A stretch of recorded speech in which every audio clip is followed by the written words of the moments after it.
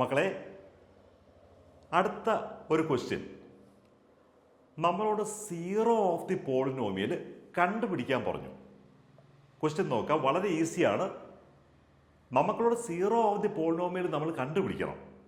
അവർ polynomial തന്നിട്ടുണ്ട്. Question വായിച്ച് നോക്കിയേ. Find the zero of the polynomial in each of the following cases. നമുക്കൊരു case എടുക്കാം. px equal to 3x minus 2.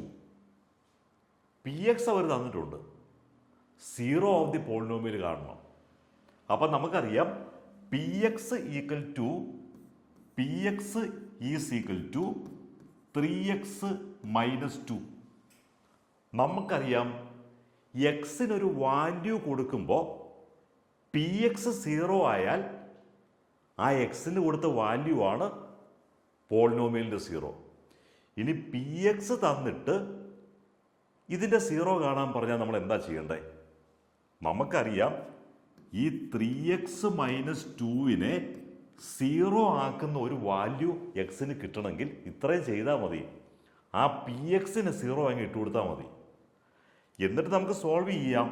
3x is equal to ഇത് ഇപ്പുറത്ത് വരുമ്പം 0 പ്ലസ് 2, 3x ഈക്വൽ ടു 2 എന്ന് വരും.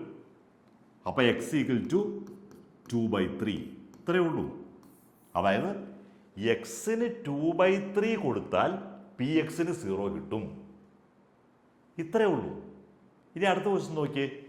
നമുക്കിതുപോലെ ഓരോ ക്വസ്റ്റ്യനുകളും നോക്കാം. ഇപ്പം ഇവിടെയാണെങ്കിലോ px equal to cx plus D. അവിടെ നമ്മൾ എന്ത് ചെയ്യണം? cx plus D equal to 0. അപ്പം cx equal to minus D, X equal to minus D by C. അതുപോലെ ഓരോ ക്വസ്റ്റ്യനിലും ഇവിടെയാണെങ്കിൽ നമ്മൾ എന്ത് ചെയ്യും? ഇവിടെയാണെങ്കിൽ നമുക്ക് 3x ഈക്വൽ ടു 0, അതായത് X equal to 0/3 is equal to 0. അപ്പോൾ എക്സ് ഈക്വൽ ടു 0 കൊടുത്താൽ ഇവിടെ 0 കിട്ടും. അതുപോലെ എക്സ് മൈനസ് 5, 2x പ്ലസ് 5, ഇതൊക്കെ ഈ 5 എണ്ണവും 7 എണ്ണവും ഉണ്ട്. അതെല്ലാം മക്കളൊന്ന് ഹോംവർക്കായിട്ട് തനിച്ച് ട്രൈ ചെയ്യണം. അതിനുശേഷം സാറിനെ അറിയിക്കണം. സാറിനെ കമൻ്റായിട്ട് അറിയിക്കണം.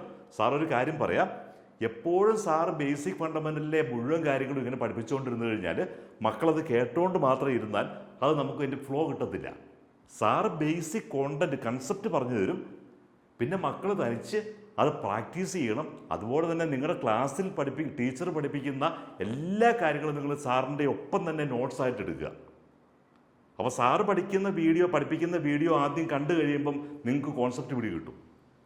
ഇനി അതല്ല, നിങ്ങൾ ക്ലാസ്സിലെ ടീച്ചർ പഠിപ്പിക്കുന്നതാണ് ആദ്യം കാണണമെങ്കിൽ അത് കണ്ട് മനസ്സിലാക്കിയതിന് ശേഷം സാറിൻ്റെ വീഡിയോ കണ്ടാലും നിങ്ങൾക്ക് അതെല്ലാം ക്ലിയറായിട്ട് തറവായിട്ട് വരും. അപ്പോൾ സാറിൻ്റെ വീഡിയോയും അതോടൊപ്പം ടീച്ചറുടെ ക്ലാസ്സും ഒരുപോലെ കൊണ്ടുപോകണം. അപ്പോൾ സാറിൻ്റെ വീഡിയോ അപ്പം തന്നെ മക്കൾക്ക് കിട്ടുന്നതിന് വേണ്ടിയിട്ട് ജസ്റ്റ് മക്കളൊന്ന് സബ്സ്ക്രൈബ് ചെയ്താൽ മാത്രം മതി. അപ്പം തന്നെ സാറിൻ്റെ വീഡിയോ മക്കൾക്ക് കിട്ടും. അതുപോലെ നിങ്ങളുടെ ക്ലാസ്സിലെ ഫ്രണ്ട്സിലേക്കൊക്കെ, നിങ്ങളുടെ ക്ലാസ്സിൽ പഠിക്കുന്ന കൂട്ടുകാരിലേക്കൊക്കെ സാറിൻ്റെ വീഡിയോ ഒന്ന് ഷെയർ ചെയ്യണം.